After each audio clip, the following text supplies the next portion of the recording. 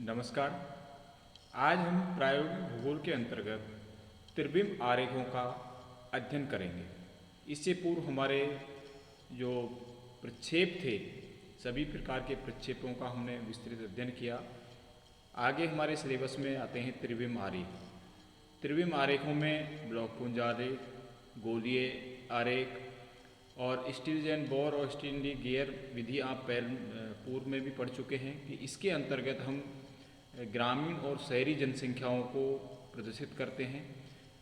शहरी जनसंख्या को हम गोला या स्फीयर से गोला और वृत्त से करते हैं, और जबकि ग्रामीण जनसंख्या को हम बिंदु विधि से प्रदर्शित करते हैं। और इन दोनों का सम्मिलित रूप हमें स्टील्स बोर और स्टीनली गियर विधि में देखने को मिलता है।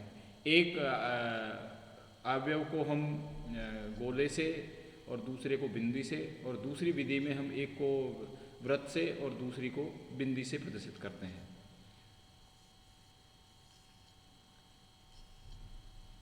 आंकड़ों को त्रिविस्तारीय आरेखों से प्रदर्शन को त्रिविमाकार आरेख कहते हैं।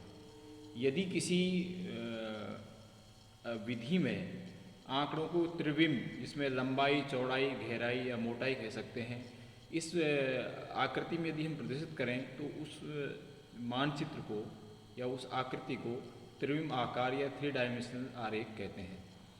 इन्हें आयतन आरेख, वॉल्यूम डायग्राम के नाम से भी जाना जाता है।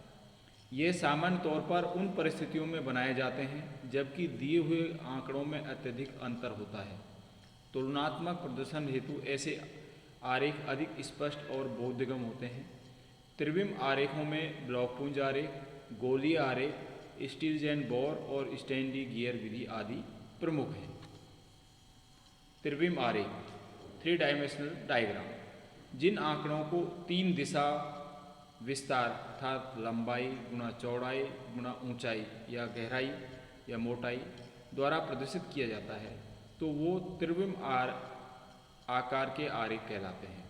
अर्थात दिए गए मूल्यों को घन, ब्लॉक अथवा गोलों के आयतन के अनुपात में प्रदर्शित किया जाता है। ये 3 आपका क्यूब, ब्लॉक और आपका गोला, ये त्रिविम आरेख हैं। अतः त्रिविम आरेखों को आयतन आरेख भी कहते हैं। इनको देखकर मापक के अनुसार उभरी हुई आकृति दिखाई देती है। इसमें उसका मोटाई का आभास भी हमें होता है। इसलिए तुलनात्मक प्रदर्शन हेतु ऐसे आरेख अधिक स्पष्ट एवं बोधगम होते हैं।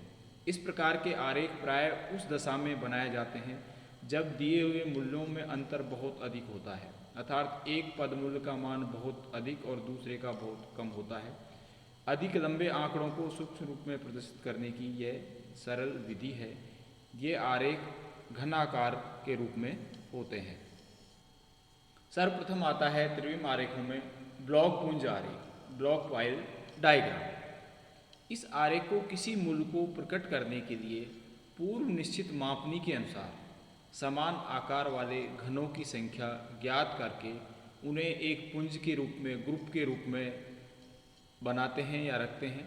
ब्लॉकपुंज आरेख की रचना का आधार समान माप वाले बहुत से घन पिंडों को एक दूसरे के ऊपर इस प्रकार रखना है जिसमें घनों का एक पुंज बन जाए, ग्रुप बन जाए। इसमें घनों को आसानी से गिना जा सकता है क्योंकि घनों का पुंज त्रिविम प्रभाव उत्पन्न करता है।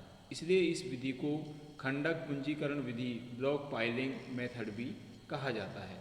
इसकी रचना का आधार घन है जिसमें लंबाई, चौड़ाई और ऊंचाई 3 माप बराबर होते हैं। जैसे 1 सेंटीमीटर भुजा का घन बनाना है तो हमें निम्न प्रकार की प्रक्रिया अपनानी पड़ेगी। सबसे पहले 1 सेंटीमीटर रेखा खींचे, इस पर AC और BD 1 सेमी के लंब डाले गए हैं। ACD को मिलाया जाए तो अब C से DC एक न्यून कोण बनाकर C 1 सेंटीमीटर की रेखा खींची है। D बिंदु पर DF 1 सेंटीमीटर रेखा खींची है और समानांतर रेखा खींचकर EF को मिलाया गया है। अब B बिंदु पर BG रेखा 1 सेंटीमीटर लंबी और DF के समानांतर खींचकर GF को मिला दिया गया। अंत में BDGF पार्श्व को छायांकित कर दिया गया है। इस तरह घन को त्रिविम आरेख उत्पन्न करता है, वह तैयार हो जाएगा। ब्लॉकपुंज आरेख ऐसे ही घनों के ढेर के वर्ग अथवा आयतन की आकृति में रखते हैं। इसकी रचना निम्न प्रकार है। जैसे अभी सर्वप्रथम आपने ए से बी ए रेखा खींची, फिर इस 1 सेंटीमीटर के आपके ए से सी और ए से डी और 1 सेंटीमीटर की दूरी में ही आपने इसको मिला दिया। इसके बाद में 1 सेंटीमीटर की रेखा का ही आपका सी से लेकर ए और डी से लेकर एफ, फिर सी और एफ को मिला दिया, और बी और जी भी 1 सेंटीमीटर है और आपके ये भी 1 सेंटीमीटर है। और इस फर्श को आपको ब्लैक करना है। ये आपने बनाया, यहाँ पर आपने लंब खींचे सी से और डी पर 1-1 सेंटीमीटर के और बी पर भी 1 सेंटीमीटर का। ये सारी दूरियाँ, सारी जो भुजाएं हैं 1-1 सेंटीमीटर के हैं। और ये जो आकृति बन रही है इसमें हमें 3 बिम मोटाई का भी इसमें आभास हो रहा है कि कोई मोटी चीज़ सामने रखी हुई है। इसके लिए हम मान सकते हैं जैसे हमारा चौक का डब्बा होता है, उसकी सारी भुजाएं बराबर होती हैं जो लिखने का चौक होता है। तो उसी प्रकार इसमें 4 की जगह ये 6 फलक आपका ये आपको नज़र देखा, इसका पृष्ठभाग नज़र नहीं आ रहा है। 1 2 3, तो इसके पीछे वाला हिस्सा हमें नज़र नहीं आ रहा है। इसमें 3 आ रहे हैं और ये इसके 3 हिस्से हमें नज़र नहीं आते हैं। सबसे पहले इसको बनाने के लिए आंकड़ों को विस्तार के आधार पर एक घन का उचित माप निर्धारित करते हैं। कहने का मतलब जो भी आपके आंकड़े हैं उसमें एक का आपको निकालना पड़ेगा कि आपने कितना घन वो इकाई मानी है, वो भुजा की लंबाई, और उसी आकार के आपको समान घन बनाने पड़ते हैं एक दूसरे पर ऊपर रखते हुए। प्रदर्शित किए जाना आंकड़ों घनों की संख्या ज्ञात करते हैं। इसका सूत्र कहने का मतलब जो आपने माना है उसमें कि आपका घन का आकार, तो उसमें एक घन बराबर इतनी इकाई, भाई कितनी इकाई, एक घन नंबर की 10 इकाई को रिप्रेजेंट कर रहा है। तो जो टोटल संख्या है, मान लीजिए 100 है, तो 100 में 10 का भाग देंगे तो घनों की संख्या कितनी आ जाएगी, 10। तो यहाँ पर अभिष्ट संख्या में मापक, जो मापक आपने माना कि एक घन बराबर 10 इकाई, तो उस 10 इकाई का इसमें भाग दिया तो यहाँ पर टोटल संख्या आ जाएगी घनों की संख्या। इसके बाद घनों की संख्या के आधार पर पूंजीकरण बनाने हेतु लंबाई, चौड़ाई और ऊंचाई में संपूर्ण घनों को पंजीकृत करें। फिर घन बनने के बाद में मान लीजिए आपने एक साथ 10 रखे, तो ये 1 सेंटीमीटर का है, तो आप सीधे ही 10 सेंटीमीटर की रेखा खींचेंगे, उस पर 10 भाग करते हुए और इस आकृति को बना देंगे, तो वो आपका घनों का पूंजीकरण हो जाएगा एक दूसरे पर।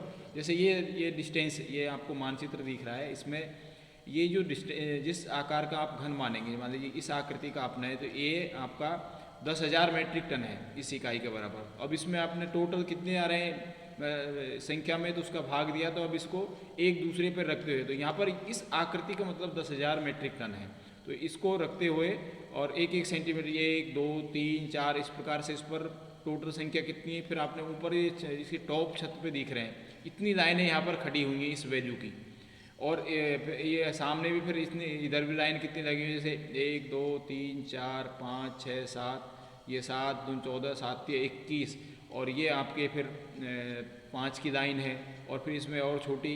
तो जो संख्या आएगी उसको हम एक दूसरे के ऊपर रखते हुए मानचित्र को कंप्लीट करते हैं। जैसे यहाँ पर ये उदाहरण जो ऊपर दिया है उसको समझाया गया है कि यहाँ पर चीनी में आपके 532,000 मेट्रिक टन है, तो इसमें हमने भाग दिया उसका, तो आपके 532 घनों की संख्या आ गई।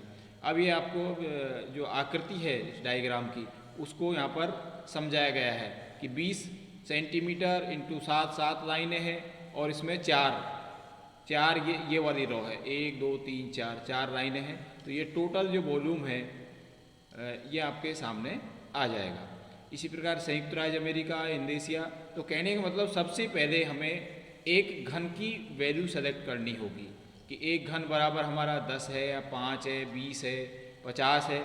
इसके बाद में उस संख्या का टोटल वैल्यू में भाग देते हैं, तो हमें इस आकृति ये घन की संख्या प्राप्त हो जाएगी। और इस घन की संख्या प्राप्त होने के बाद में हमें इसको एक साथ असेंडिंग करना है, एक साथ इनको रखना है, एक के ऊपर एक रखते जाइए।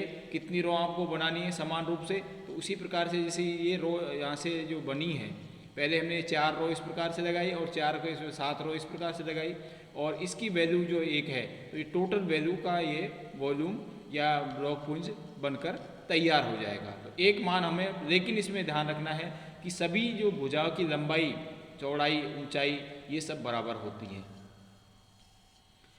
सारणी के अनुसार छोटे घन बनाने से पूर्व उनकी उपयुक्त मापनी निश्चित की जाती है। हमें उसका एक मापक लेना होता है। यहाँ पर 0.5 सेंटीमीटर, आधा सेंटीमीटर भुजा वाला सबसे छोटा घन जो 10,000 मीट्रिक टन तांबा को माना गया है। इसके लिए आवश्यक घनों या छोटे ब्लॉक की संख्या सारणी में दी गई है, उसको हम कैलकुलेट करके निकाल लेते हैं।